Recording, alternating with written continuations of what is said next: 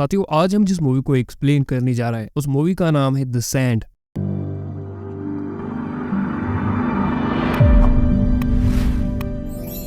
इस फिल्म की शुरुआत में हमें रात के वक्त कुछ लोग दिखाई जाते हैं और पार्टी करने के लिए एक बीच पर आए होते हैं और तभी वहाँ पर उन्हें कुछ अजीब सी चीज मिलती है और उसे उठाकर उसका मजाक उड़ा रहे थे और उसे डैमेज भी कर देते हैं। यहाँ तक कि उनको ये भी मालूम नहीं था कि ये चीज आखिरकार है क्या। अब इनकी पार्टी खत्म होने के बाद ये लोग अपनी अपनी गाड़ी में जाकर सो जाते हैं और सुबह होती है तो इन लोगों की आंखें खुलने लगती है। अब एक लड़की जाग जाती है और इसका नाम मार्शा होता है और इसकी तबीयत कुछ ठीक नहीं लग रही थी और उसे उल्टियां होना शुरू हो जाती है और इसके बाकी दोस्तों को लग रहा था यह सब रात की पार्टी की वजह से हो रहा है, लेकिन उसको अंदर ही अंदर कुछ बहुत ही खराब फीलिंग आ रही थी। अब वहीं पर एक लड़की को उस बीच के सैंड पर एक पंछी दिखाई देता है। वो पंछी वहां पर आया ही होता है, तभी उसे वो रेत यानी कि सैंड अपने अंदर खींच लेती है जैसा कि वो पंछी किसी दलदल में जा रहा था। तभी वो लड़की उसे देखकर बहुत ही ज्यादा परेशान हो जाती है और दौड़कर जाती है और अपने फ्रेंड्स मार्शा से कहती है कि तुम भूलकर भी रेत पर पाँव मत रखना। वो इतना कह ही रही थी तभी मार्शा अपना पैर उस रेत पर रख चुकी होती है और उसका पैर भी उस रेत के अंदर जाने लगता है। वो अपना पैर निकालने की काफी कोशिश भी करती है, अपने हाथों से पैरों को निकालने लगती है, तभी उसके हाथ भी उस रेत के अंदर जाने लगते हैं जिसकी वजह से वो काफी घबरा जाती है। वो अपने दोस्तों को भी आवाज देने लगती है मगर उसके दोस्त उसकी मदद करने के लिए नहीं आते क्योंकि वो भी इस रेत में फंस जाते। अब किसी को भी समझ में नहीं आ रहा था कि क्या करना चाहिए। तभी मार्शा का एक दोस्त उसकी मदद करने के लिए गाड़ी से बाहर आता है। वो जैसे ही गाड़ी से बाहर आता है तभी वो जमीन पर मुंह के बल गिर जाता है। इस वजह से उसका चेहरा उस रेत के अंदर जाने लगता है। वो अपने आप को उठाने की काफी कोशिश कर रहा था मगर उस रेत ने उसकी बॉडी को काफी अच्छे तरीके से जकड़ लिया था और उसके दोस्त गाड़ी को चालू करने लगते हैं क्योंकि वहां पर जाकर उसके दोस्त किसी तरह उसे बचा सके, लेकिन उसकी गाड़ी भी स्टार्ट नहीं हो रही थी। उनमें से एक दोस्त उसकी तरफ एक रस्सी को कुछ बांध कर फेंकता है ताकि उसको पकड़कर वो बच सके, लेकिन वो लड़का इस हालत में नहीं था कि उस रस्सी को पकड़ सके और थोड़ी देर बाद उसका पूरा शरीर रेत के अंदर चला जाता है और उसके बाकी दोस्तों को उसकी ऐसी हालत देखने के अलावा और कोई दूसरा रास्ता नहीं था और डर के मारे इनकी भी हालत काफी टाइट हो गई थी और ये लोग यहाँ से जल्द निकलने का प्लान बनाते हैं। अब गाड़ी के अंदर बैठा हुआ उनका एक दोस्त जिसका नाम जॉन होता है अपनी गाड़ी को दोबारा चालू करने की कोशिश करता है, लेकिन फिर भी उनकी गाड़ी स्टार्ट नहीं हो रही थी और तभी हमें एक हट्टे कट्टे आदमी को दिखाई जाता है और वो एक ड्रम के अंदर बैठा हुआ था और तभी वो उस ड्रम को हिलाने लगता है। ऐसा करता हुआ देख उसके दोस्त उसे कहता है कि भाई जरा सा भी मत हिलना, अगर तुम नीचे गिर गए तो ये रेत तुम्हें अपने अंदर खींच लेगी। वो आदमी कहता है कि तुम मेरे साथ क्या मजाक कर रहे हो। इस आदमी ने अपनी आंखों से नहीं देखा होता कि अभी तक क्या हुआ है क्योंकि वो सो रहा था। उसके शरीर पर जलन हो रही थी इसलिए वो ड्रम को हिला रहा था। अब उसका दोस्त उसे कहता है कि हमारी मदद करने के लिए कोई आ रहा है तो प्लीज तुम थोड़ी देर शांत ही रहना और उस ड्रम को मत हिलाना, मगर ऐसा कुछ भी नहीं था क्योंकि कोई भी इनकी मदद करने के लिए वहां पर नहीं आने वाला था। अब ये सारे के सारे लोग यहाँ पर पूरी तरह से फंस चुके थे। अब मार्शा की दोस्त अपने दोस्त से कहती है कि हम सबने इस बीच पे तो देर रात तक पार्टी की और कल हमारे साथ ऐसा क्यों नहीं हुआ, हमारे अलावा और भी बाकी लोग थे यहाँ पर, वो कहाँ पर चले गए होंगे। अब इनको भी लगता है कि ये भी लोग इस रेत के अंदर जा चुके होंगे। अब ये लोग इस रेत में इसलिए नहीं गए क्योंकि कोई गाड़ी के अंदर सो रहा था तो कोई ऊंचे घर के अंदर, यानी कि इनका डायरेक्ट कांटेक्ट इस रेत से नहीं हुआ। अब वो ड्रम में बैठा हुआ आदमी कहता है कि मुझे धूप से काफी जलन हो रही है, मुझे यहाँ से निकलना ही होगा। अब उसका दोस्त उसकी तरफ सनस्क्रीन फेंकता है, उसे लगाने के बाद उसे थोड़ा सुकून मिलता है। अब उनकी नजर एक अजीब सी चीज पर पड़ती है जो कि रात को इनको मिली थी। वो चीज एक एग होता है यानी कि अंडा होता है और रात में इन्होंने उसे डैमेज भी किया था जिसकी वजह से वो फूट गया था और उसमें जो कोई भी क्रिएचर था वो बाहर आ चुका था और उन्हें पता चलता है कि वही चीज उनके दोस्तों को उस रेत के अंदर लेकर जा रही है। अब एक लड़की उस रेत पर कोई खाने की चीज फेंकती है, ठीक उसी समय वो रेत उसे अपने अंदर खींच लेती है। अब इनको पता चल चुका था कि ये क्रिएचर उस रेत के अंदर ही है।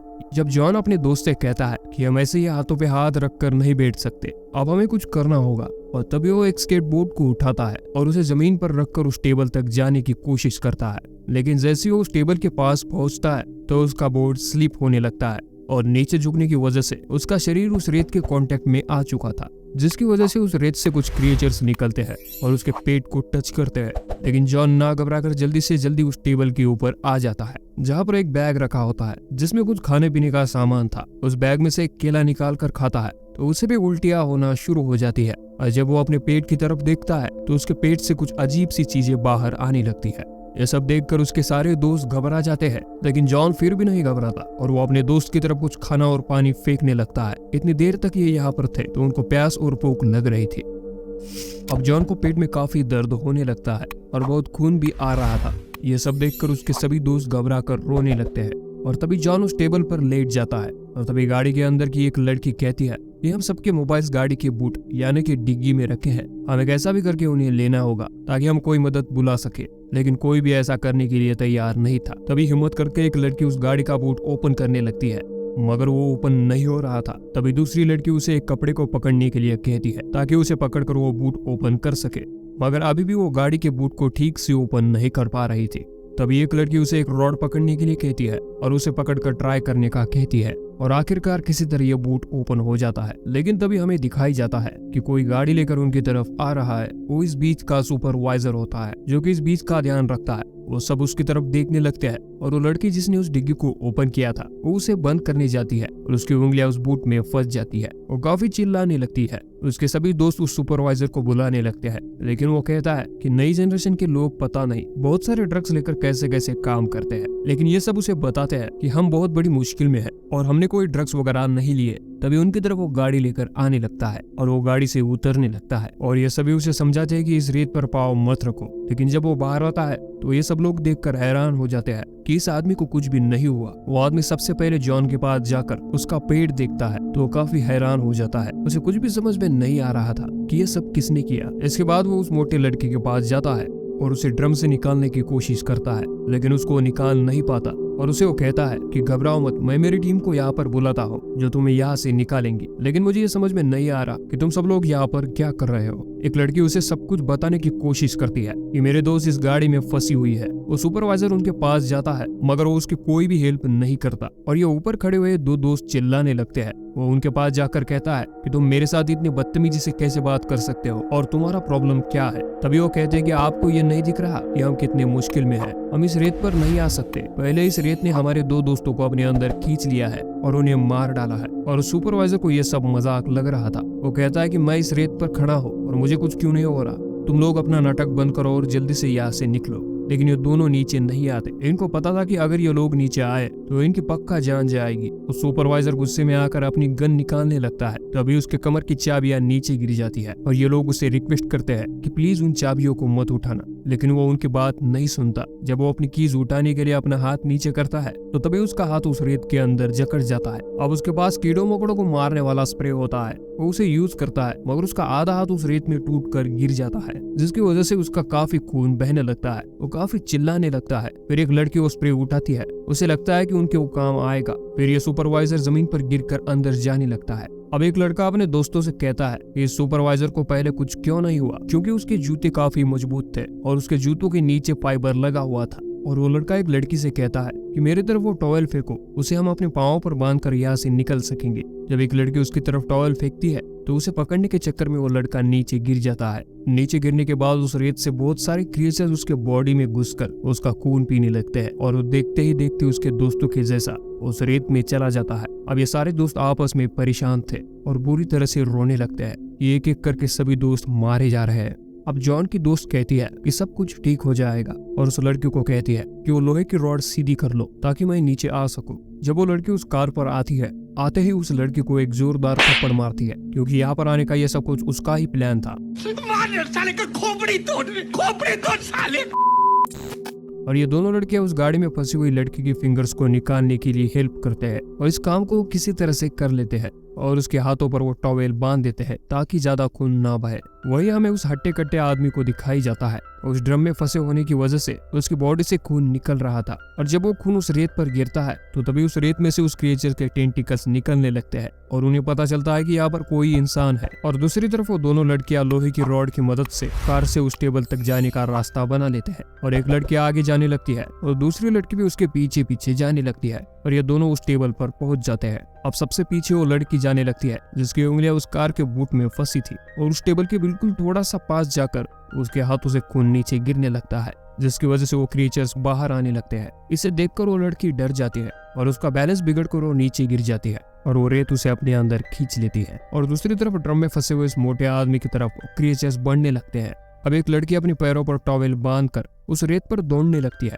इसे देखकर उसका दोस्त काफी खुश होता है और वो लड़की उस सुपरवाइजर की गाड़ी पर आ जाती है। ये देखकर वो मोटा सा आदमी भी खुश होता है और तभी वो क्रिएचर एक छोटा सा खून करके उस ड्रम के अंदर घुस जाते हैं। लेकिन उसे क्या पता था, और वो क्रिएचर्स बड़े होकर उसे उस रेत के अंदर खींच लेते हैं, जिसकी वजह से वो मारा जाता है। अब ये क्रिएचर काफी बड़े हो चुके थे क्योंकि इन क्रिएचर्स ने इतने सारे लोगों को मारकर इनका खून चूस लिया था। अब वो क्रिएचर्स उस सुपरवाइजर की गाड़ी को हिलाने लगते हैं, जिसकी वजह से वो लड़की उस गाड़ी के ऊपर गिर जाती है। उसका सर नीचे टकराने की वजह से वो बेहोश हो जाती है। अब ये लड़की काफी घबरा जाती है, कोई मारा गया तो कोई बेहोश हो गया, जिसकी वजह से ये काफी डरी हुई थी।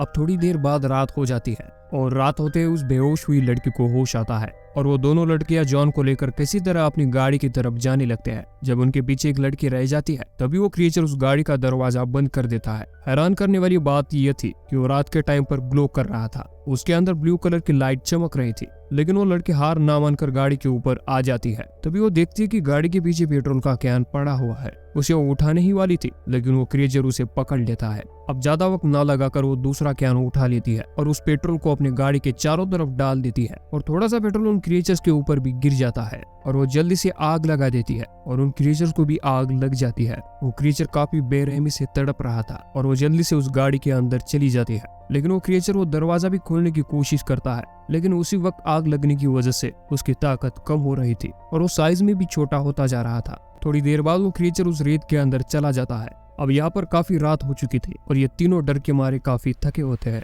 जिसकी वजह से वो गाड़ी के अंदर ही सो जाते हैं।